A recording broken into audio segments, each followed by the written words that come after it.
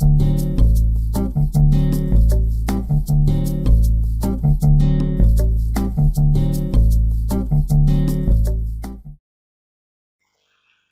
us start with the definition of continuous function. A function f is said to be continuous at x0 if the limit of f as x approaching x0 equals to the value of the function at x0. Let us explore this definition visually using the graph of f. Here's the graph of a continuous function. Let's say here is x0. Now, the limit of f as x approaching x0 from the left and from the right equals to this value, and it is the value of f at x0. In the standard notation, we write limit of fx as x approaching x0 equals to f at x0. In contrast with functions, they are not continuous. So let's say we have discontinuity, as in this case. You see the gap there at the location x equals x0. Now, we learned that the limit of f as x approaching x0 from the left and from the right are not equal. In this case, limit of f as x approaching x0 does not exist.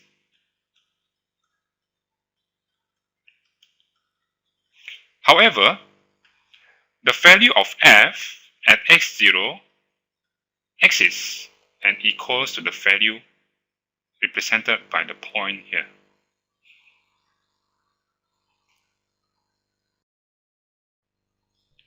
Now let us discuss the following problem, 2a.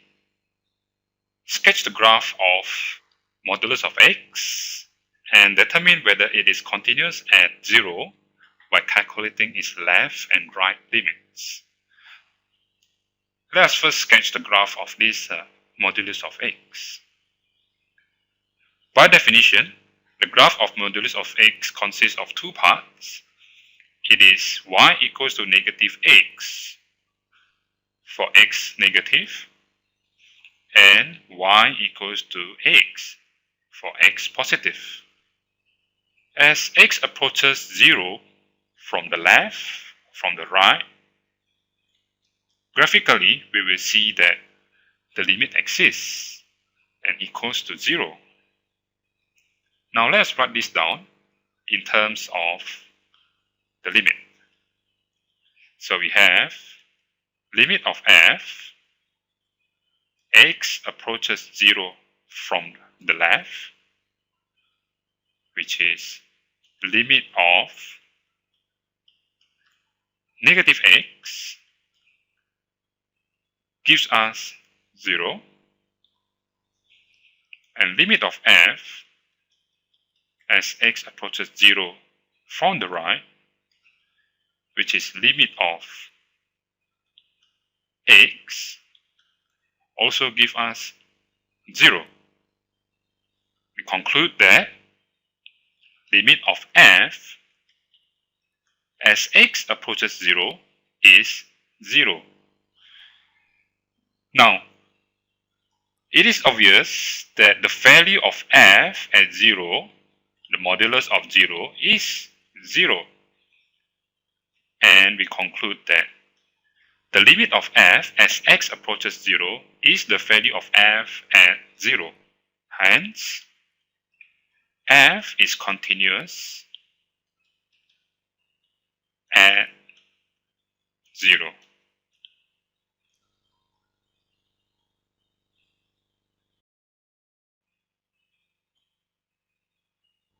The next problem, 2d, involves a piecewise defined function. The function is defined as x if x is less than 1 and equals 1 if x is greater than or equals to 1. Let us sketch this function.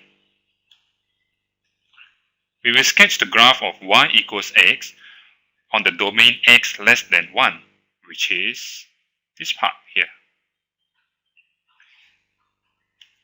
So I will sketch the graph of y equals to x up to this point. Now we continue with the graph y equals 1 for x greater than or equals to 1. This part here, inclusive of the value x equals 1, and the graph is a horizontal line like this.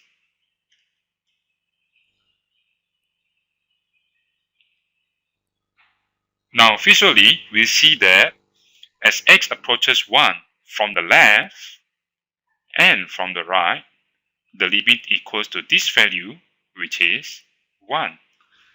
Let's write this down in terms of limits. So we calculate limit of f when x approaches 1 from the left. Here, the f is defined as y equals to x. So the limit is 1. Limit of f when x approaches 1 from the right. Here, the f is defined as y equals 1. The limit is also 1. And we conclude that the limit of f exists when x approaches 1 equals 1. Now, to find out the value of f at 1, we refer to the definition of f. Here, we see the value of f equals 1.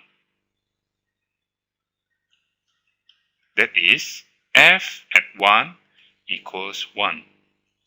And we conclude that f is continuous at x equals 1.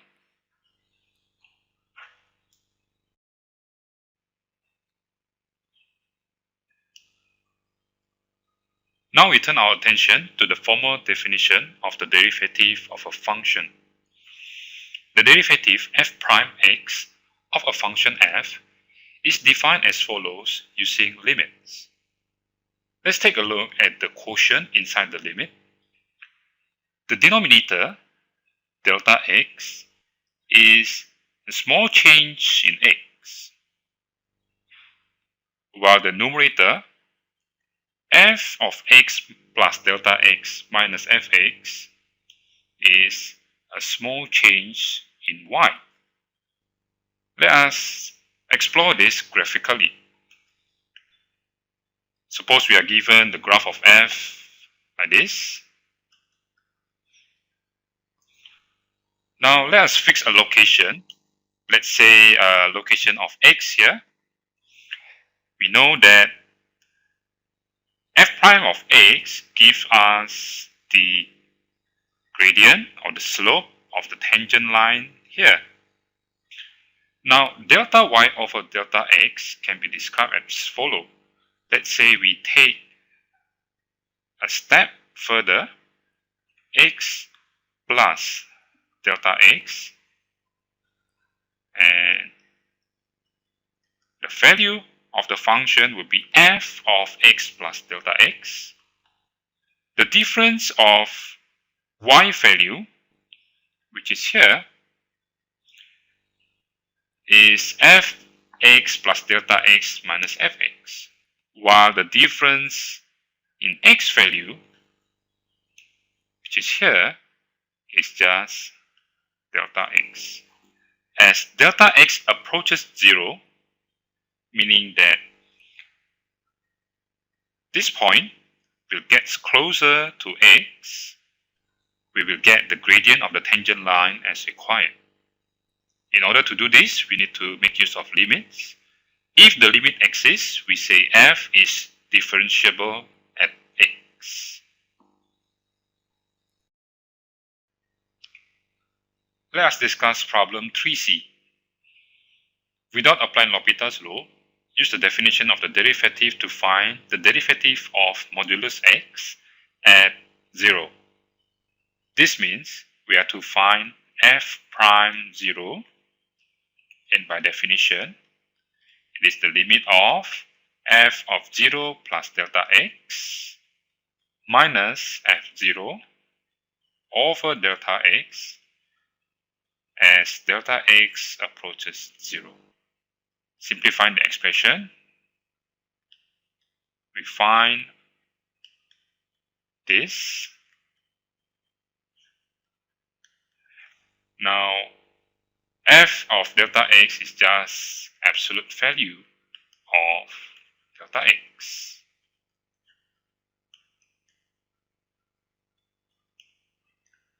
To find this limit, we should consider limit from the left and limit from the right. Limit from the left, that is delta x approaches 0 from the left, the absolute value of the delta x will be minus delta x. This can be seen easily from the graph of modulus of x, where in this case we consider modulus delta x. When delta x approaches 0 from the negative, the value is minus delta x. Now, this limit will give us negative 1. Similarly, we consider the right limit. So delta x approaching 0 from the right. The value of absolute delta x is just delta x.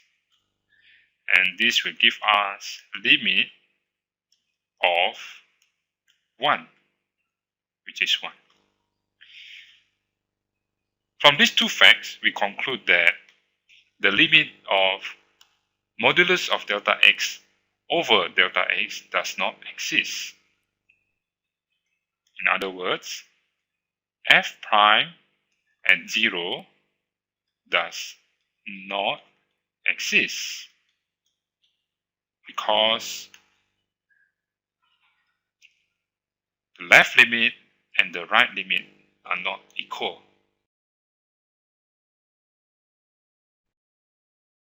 Let us summarize our discussion and discuss the connection between continuity and differentiability. In many cases, when fx differentiable, that is, the derivative exists, at the same time, fx also continues at that point. In fact, this is true. Fx differentiable implies fx continuous. However, the converse is not true. If f is continuous at a certain point, fx may not differentiable at that point. The example we just discussed, a function of modulus of x is continuous at 0, but the derivative does not exist at 0, or it is not differentiable at 0. This concludes our discussion about continuity and differentiability of function and how to show that by using limits.